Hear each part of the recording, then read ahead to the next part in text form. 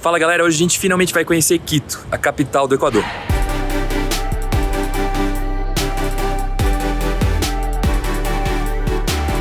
Vim aqui pro café Juan Valdez, que é muito parecido com o Starbucks, né, com a rede americana, para poder subir o nosso vídeo. E aí eu aproveitei para pedir um bolon aqui, para experimentar. Então esse aqui é o prato, ó. Bolon é essa bolinha aqui que é feita com plátano verde, né, que é a banana verde. Aí vem um ovinho, 2 salsichas, um suco de laranja e um café. E o vídeo já tá subindo ali. É super bem temperado, não tem gosto algum de banana. E dentro ele tem queijo e pedaços de carne de porco.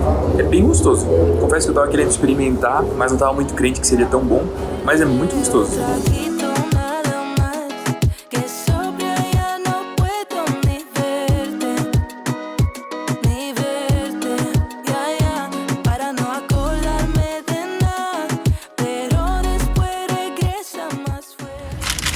Pão. Obrigada. E tem uma outra coisa pra você. Uma tartelete de framboesa. Isso que eu quero comer agora. Acabei de passar um café. Limonada aguardiente, yeah.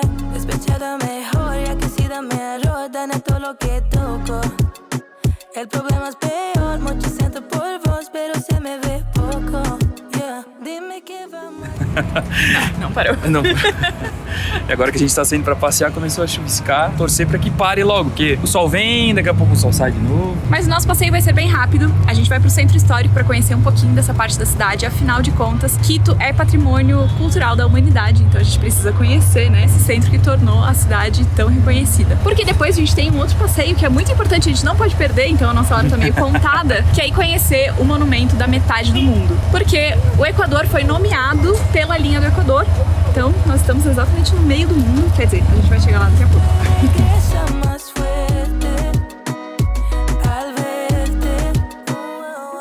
Tal vez lo que pasará, que los recuerdos me matarán antes que los tragos hagan su trabajo. Nós chegamos aqui na Plaza da Independência, que na verdade é conhecida como Plaza Grande, e é o ponto principal do centro histórico aqui de Cusco, eu ia dizer. E é o ponto principal do Centro Histórico de Quito. O Centro Histórico de Quito foi o primeiro patrimônio cultural da humanidade declarado pela Unesco, junto com Cracóvia, na Polônia. As duas cidades ganharam esse título na primeira lista que foi divulgada dos patrimônios históricos da humanidade. E o que mais chama atenção, e é o que fez Quito ter esse título, é a conservação dos prédios. E esse é considerado um dos centros históricos mais conservados de toda a América Latina. Si cuando tomo todo lo malo se va. Y al amanecer ya me doy cuenta que no se olvida. Ao redor da praça tem vários prédios históricos, inclusive o Palácio do Governo e a Catedral Primada de Quito. Mas o centro histórico como um todo conta com 4.286 edifícios catalogados. Isso em 3,75 km². Então é muito perto, realmente é uma quantidade muito grande de prédios históricos num só lugar. Uma concentração grande de imóveis Imagina o valor, né, disso. históricos, Monetário mesmo, né? Além do valor histórico, né, e cultural, mas o valor monetário disso deve ser enorme. Além das coisas serem muito bem cuidadas e terem muita manutenção. Então, a catedral ali, a gente consegue ver que está sendo feita a manutenção. E como em vários outros lugares que a gente já comentou com vocês, inclusive Cusco, né, que a gente está confundindo o nome aí, tem muita gente vendendo todo tipo de coisa aqui. Então, já venham preparados, assim como em Cusco, uma galera vai ficar abordando o tempo todo, tentando vender todo tipo de coisa. Y la misma vez mi enemigo, pero solo sé que sigo. Dime que vamos a hacer si cuando tomo todo lo malo se va. Y al amanecer. A catedral é gigante, então tem várias pequenas capelas aqui dentro. E a gente entrou agora no tabernáculo, na entrada lateral. E foi um dos lugares mais bonitos que eu já vi, uma das igrejas mais bonitas que eu já vi na vida. E olha que a gente entra em igreja, né? Solo un traguito nada más, que sobria ya no puedo ni verte, ya, ya, para no acordarme de nada, pero después regresa más fuerte, al ver. A gente sempre entra nas igrejas pra conhecer e não tem nem explicação, assim. E a sensação ali dentro, tá tocando música o tempo inteiro. O chão é de madeira, então o chão tá rangendo e parece que tudo fica... Não sei, é um clima diferente, assim. É, mas é muito bonito, vale a pena Maravilhoso. conhecer.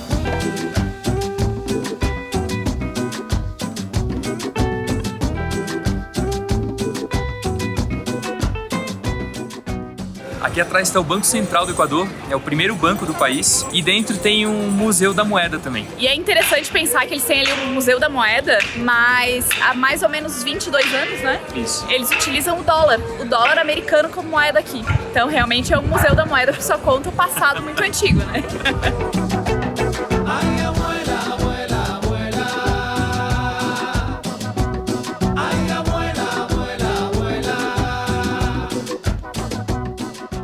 Não sei se dá pra ouvir muito bem por causa do barulho aqui de construção, mas esse monte aqui atrás de mim, que tem uma estátua lá em cima, ele separa a parte sul da parte norte da cidade de Quito. Na parte sul ficam grande parte dos trabalhadores, então grande parte da população está na parte sul, enquanto na parte norte estão concentrados mais os comércios e as indústrias. E a gente já falou algumas vezes que o que a gente mais gosta de fazer nas cidades, principalmente cidades históricas, é ficar andando, porque você vai encontrando coisas muito interessantes, vai conhecendo um pouco da história, conhecendo a cultura. É a melhor forma, né, de você explorar um lugar, você sair caminhando, às vezes até meio sem rumo. Aqui, por exemplo, a gente estava caminhando para Calle La Ronda, que é uma das ruas mais famosas aqui, mais turísticas, mas para chegar a gente passou por alguns murais artísticos muito bonitos e a gente consegue ver todo o colorido nas montanhas da cidade. É uma cidade que ela é construída em morros e a gente muda de altitude várias vezes.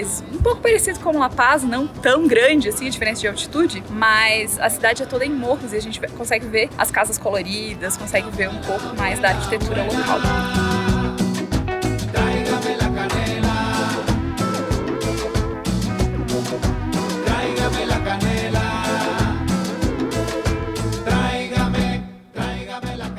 Essa rua é muito conhecida porque ela preserva a arquitetura colonial, onde a gente vê do lado de fora paredes mais simples, né, quase muradas, as portas e as sacadas, e por dentro tem pátios, então é tudo aquilo que a gente sabe, né, que era a arquitetura colonial. Quando você entra, você tem um jardim, você tem todo um novo universo. E aqui tem vários bares e restaurantes que abrem à noite, então à noite essa rua fica muito movimentada. A gente quis vir aqui pra passear, pra conhecer, mas se você vier pra cá à noite, vale muito mais a pena, porque a rua também fica toda iluminada, fica muito mais bonito, né? E como a gente comentou no vídeo de Cuenca, o Equador é muito conhecido pelo café e pelo chocolate, duas coisas de alta qualidade fabricadas aqui e que a gente gosta muito. E passeando por essa rua eu vi que de um lado tem uma loja de café e do outro lado tem uma loja de chocolates. Baby, não te pone muy cerca. Baby, eu sei que te falta ser meu amor. A gente tava passando, olhando, aí ele falou assim: entrem, venham provar café. O Léo já tava dentro.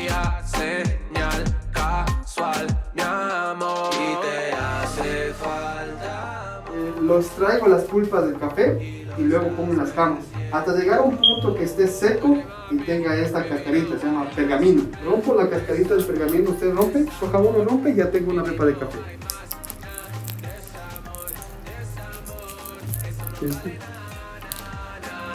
¿Ya?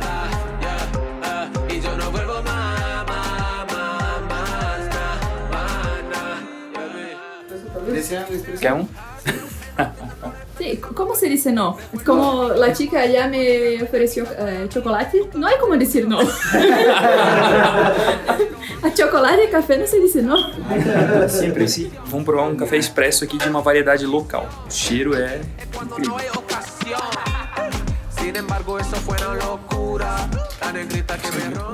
Bem gostoso. Quer provar ou vai esperar o teu? Eu vou esperar. ¿Les gustó? ¿Está bien? Sim. Muito bom. Acho que não dá pra perceber, mas ele forma uma espuma bem cremosa. E isso só os bons cafés expressos fazem.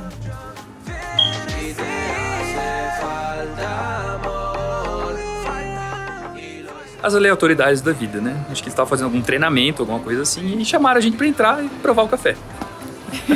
Foi muito engraçado que eles estavam até filmando algumas coisas e tal, então foi tranquilo pra gente poder filmar ali dentro. A gente às vezes fica meio assim, né? Se pode ou não, mas muito legal. E cafés muito bons. Muito bom. É um café que tem no mercado, inclusive, né? Era isso que eu ia falar. A única coisa é que ali os cafés estão custando $10 e no mercado esse mesmo café tá na faixa de 8.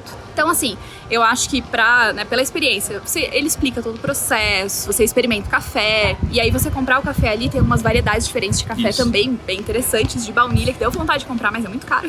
Pro turista turista gringo que, né, vem com dólar e euro, É mais tranquilo. 2 dinheiros não faz diferença. Então, eu acho que, se eu ganhasse em dólar, ou vamos pensar em real. Se ele me falasse que custava R$10, aí a gente entender todo o processo de fabricação e tal, Valeria a pena tomar pagar, o café ali e aí fazer a compra do café, valeria a pena pagar esses R$2 de diferença. Mas, né, R$2 pra nós é mais de R$10. $2. $2 pra nós é mais de R$10. Então, acabamos não comprando. E também porque a gente já tá com bastante café, compramos alguns cafés no mercado pra levar daqui. E vamos pra Colômbia muito em breve, né? Então, vamos pro café colombiano, né?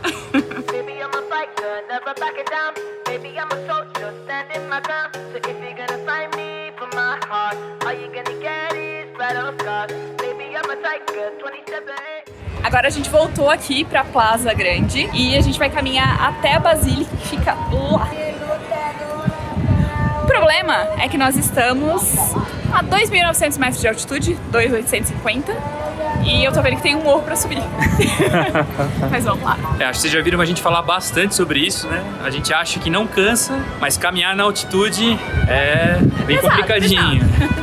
A gente repete, porque muitas pessoas vão acabar chegando nesse vídeo porque estão vindo pra Quito, por exemplo, e não sabem a questão da altitude. Então a gente acaba repetindo bastante, mas quem já tá acompanhando toda a nossa viagem já sabe que você precisa beber bastante água, tomar cuidado nos primeiros dias, ir com calma, comidas leves e sem bebidas alcoólicas, pelo menos em 2 dias quando você vai com uma altitude elevada. E uma curiosidade, tem muitas igrejas aqui em Quito e boa parte da população, a grande maioria na verdade, é católica. Então a gente acaba não vendo tanta influência das religiões indígenas, o que é bem diferente dos outros países que a gente passou até agora. Isso porque a colonização espanhola aqui no Equador foi muito mais de tomar o país mesmo do que de ir aos poucos, mesclando as culturas, tomando as coisas aos poucos. Foi uma coisa muito mais agressiva do que em outros países que a gente já passou. Então quando a gente começa a olhar pra história e ver as coisas na rua, entender a cultura do povo, as coisas começam a fazer mais sentido.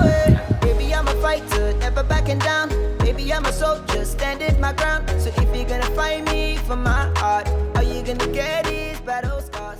Nós chegamos agora aqui na Basílica do Voto Nacional, que é uma igreja em estilo neogótico que foi construída como uma forma de representar e sempre lembrar a consagração da República do Equador ao Sagrado Coração de Jesus. E por ter esse estilo neogótico, essa igreja lembra muito as catedrais de São Patrício em Nova York e também a Notre Dame em Paris. E essa daqui é a maior igreja em estilo neogótico de toda a América e também é a mais alta da Hispanoamérica. Deixa eu explicar por que ela só é a mais alta da Hispanoamérica e não de toda a América. Porque a Catedral de Maringá, no Paraná, tem torres ainda mais altas. Enquanto essa daqui tem 115 metros de altura, a Catedral de Maringá tem 124 metros.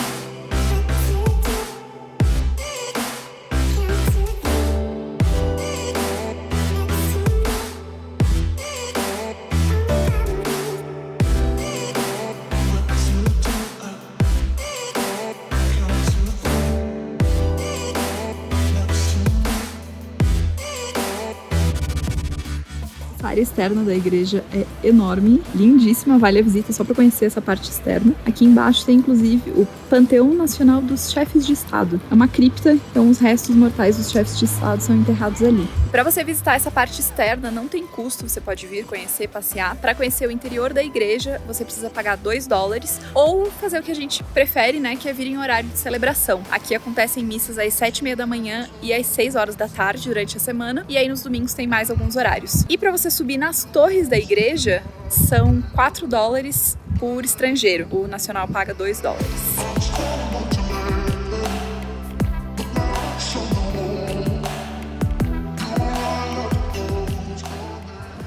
E água, que a minha pressão estava baixando. Mas olha o que eu achei aqui. Eles chamam de caseiro, que são as coisas que eles mais têm aqui. Então tem de coco, de chocolate, de amora e de maracujá. Olha só. Aí eu fiquei obrigada. A gente nem almoçou ainda, Mas já tá uma sobremesa. Nesse calor, minha pressão tá baixa, tô precisando comer alguma coisinha. Esse pra você. Cada picolé custou 85 centavos de dólar. É caro. Não, é caro de converter, né? A gente não pode converter. E ele é redondo. É, ele é um cone. É bem gostoso, mas eu preferia que ele não fosse a base de leite. Ah, é a base de leite? Mas é bom? Bem bom. Parece um danoninho congelado. Ó, boa comparação.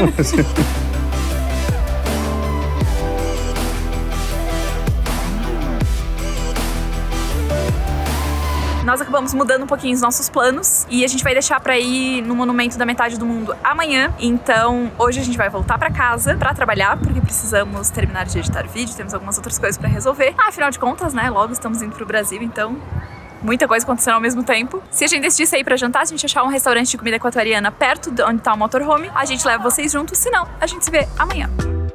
I don't know about you, but you make me crazy. Never got your name, but you got me begging. Apesar de termos nos despedido, a gente acha importante falar que a gente tá indo agora de ônibus. A gente foi pro centro histórico, Parque La Carolina, de Uber, porque como a gente tava com um tempo bem restrito, teoricamente seria mais rápido. Acabou não sendo, porque Demorou bastante. O cara pegou uns caminhos dias, diferentes, parou pra abastecer, entendeu? Mas a nossa corrida de Uber saiu $3,80. Pelo cálculo, pra gente sair de lá e ir pro centro histórico, a gente gastaria 50 centavos por pessoa, então gastaria $1. Agora, pra voltar, a gente caminhou um pouco e pegou um ônibus que é uma linha direta, a gente precisa fazer baldeação, e vai dar uns 45 minutos mais ou menos pra gente chegar lá, e a gente pagou 25 centavos de dólar por pessoa. Bem mais barato. E a gente deu sorte, eu não sei se é o horário, mas essa linha tá bem vazia. E o Google já tava indicando que tem esse ônibus a cada 5 minutos, então super tranquilo pra pegar. Tem o nome da linha na frente, a gente conseguiu identificar meio rápido, perguntou pro motorista se ia lá pro parque, ele falou que sim, então a gente embarcou. Então a gente tá voltando de ônibus agora lá pro Parque La Carolina.